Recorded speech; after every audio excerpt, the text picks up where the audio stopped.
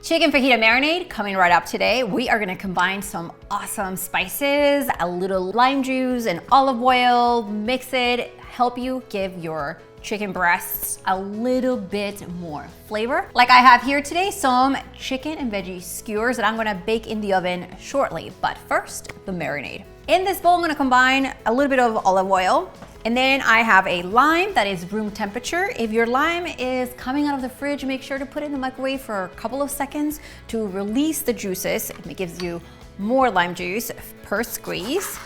And then right there, in there, we're adding a lime.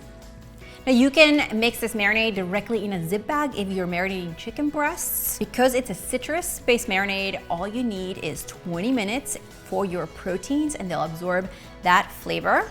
To this, we're gonna add a little bit of salt. The salt helps break down the chicken protein, helps it brine, absorb the spices, and then we're gonna add the rest. So garlic powder, now you can use 1 garlic clove if you like. I also have some chili powder, paprika, and the measurements to this are gonna be right below the video in the description box so you can see how much goes of each. Because quite frankly, I can't remember. I pre-measured and I didn't want to have a cheat sheet with me. So chili flakes, oregano. If you have Mexican oregano, that's even better. And then cumin. You simply take your fork, mix it.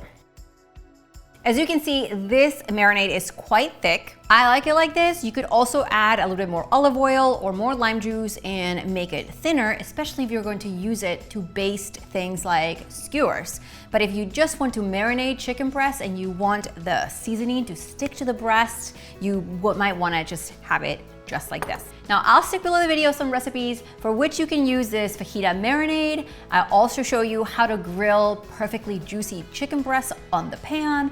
All of that and more when you click that red subscribe button so you and I get to hang out together every single week. See you next time.